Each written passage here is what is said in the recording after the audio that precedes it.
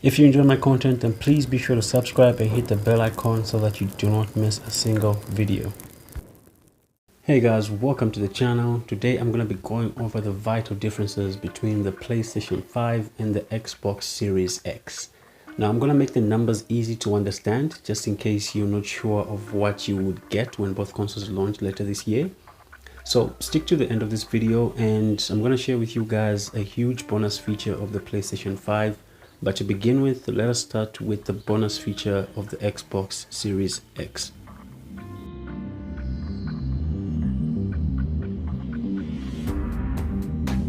So what you're looking at right now is probably one of the most exciting features of the Xbox Series X. Basically what it does is it allows you to open multiple games. Now say you're playing Gears of War and maybe you've hit a really difficult mission and you want to take a break from that. All you do is click the home button, open another game, play that game for a bit, and say you remember, hey, maybe I'll be able to beat that mission in Gears of War. Press the home button again, click on Gears of War, and you dive right into the game without having to relaunch the game, without losing any save progress. Basically, you would start the game at the exact moment that you left it. And personally, I think this is maybe one of the best selling features from the Xbox side, and I really love this feature. I mean, the Xbox Series X has got so much power, it is able to minimize multiple games for you to jump in at the exact same moment you left them at. And even after you restart your console,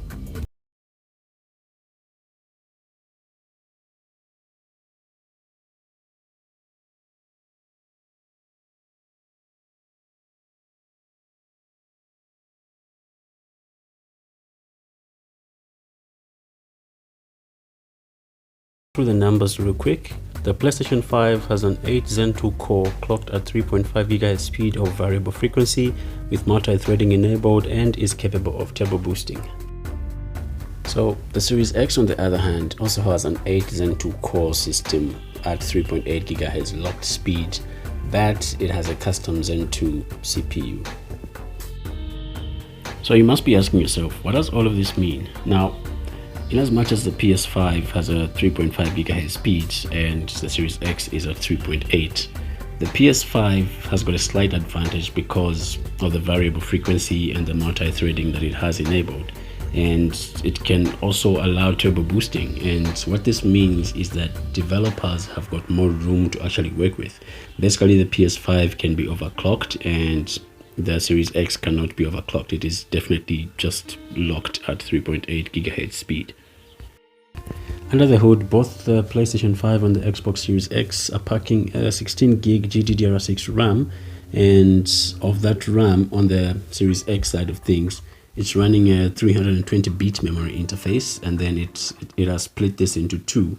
So the first part is 10 gigs at 560 gigabits per second, and the second part is 6 gig at 336 gigabits per second. And then as much as it is split, it has 2.5 gig of that, which is for the operating system, and then 10 gig is for the GPU and 3.5 gig is basically for the CPU. The PlayStation 5 on the other hand is running a 255-bit memory interface with 448 gigabits per second bandwidth.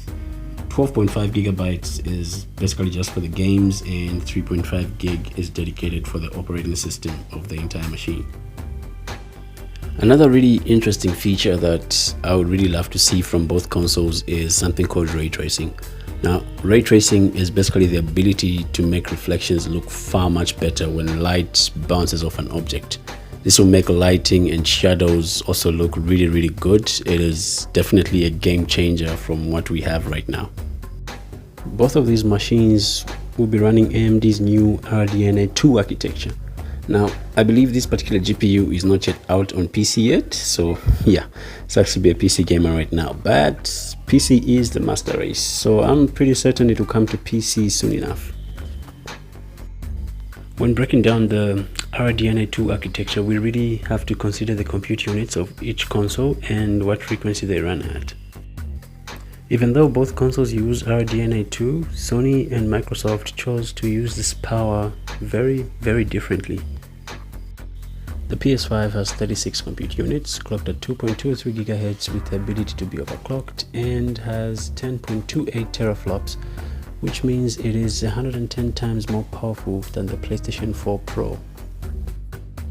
The Series X, on the other hand, has 52 compute units, locked at 1.82 GHz with 12.16 teraflops. Now, basically, the Xbox Series X cannot be overclocked because it is locked at 1.8 GHz. The Series X comes with a 1TB internal SSD hard drive, but you can expand the storage using a pretty unique type of hard drive that they showed us. It goes in the back slot of the Xbox Series X. Now, Microsoft hasn't really given us enough information about this, but if you want games to run faster, you're better off copying them to this unique looking drive than loading your games from an external hard drive using a USB cable, because that will transfer data at a really slow pace. The PlayStation 5 will come with an 825 gig custom SSD, which is going to be faster than that of the Series X, because this particular SSD is basically a custom made flash module which will allow games to load instantaneously. Both consoles will support 120Hz output, meaning they will both have 120 frames per second dynamic 8K resolution. Now keep in mind that the 8K resolution is dynamic, so it depends on what game you're playing, but they will have native 4K resolution by default, and no, you do not need a 4K TV in order to play. Another thing I'm super excited about is that both consoles will have backward compatibility, but all we know so far is that the PS5 will only support some PS4 titles. At least 100 PS4 titles were tested. But there's still the issue of PlayStation Now titles, which include games from before the PlayStation 4, and Sony hasn't really said much about this. On the other hand, the Xbox Series X will support the One X, 360, and some original Xbox titles. Sony is focusing a lot of their energy on their 3D audio capabilities using their new Tempest engine. Now, you won't even need 3D enabled headsets in order to experience this, but they are still working on achieving 3D audio with just your normal TV's stereo speakers. And now for that bonus PlayStation 5 feature that I promised you guys at the beginning of the video. If you have made it this far, I sure do hope you're enjoying the video, and I hope you have subscribed to my channel and hit the bell icon so that you do not miss my next upload. The PS5 comes with a feature that lets you download and install only certain parts of the game. So imagine you're playing Call of Duty, right? Call of Duty has got both single player and multiplayer. So say you have finished the single player of the game, you can actually uninstall just the single player of the game and download only the multiplayer of the game, and vice versa.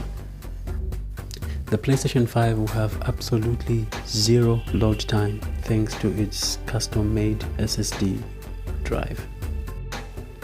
To sum all this up, it all comes down to whether you want power or speed. If you want speed, then the PlayStation 5 is for you. If you want power, then go for the Series X. On paper, the Series X appears to be an absolute beast with its specs, but what is all that power when you do not have exclusives to show for? The Series X will not have any exclusive for at least the first 2 years. The PlayStation 5 also has its areas of dominance, and truth be told, it has far much better exclusives, and developers can really push it to the limit to make graphics and performance as close to real as possible and actually take advantage of the features of the DualSense controller. I did a breakdown on the PlayStation 5's DualSense controller. You can watch that video. I'll leave the link in the description below, or you can click the 3 dots on the top right corner of your screen. Thank you guys for watching, and I'll catch you in the next one. Peace.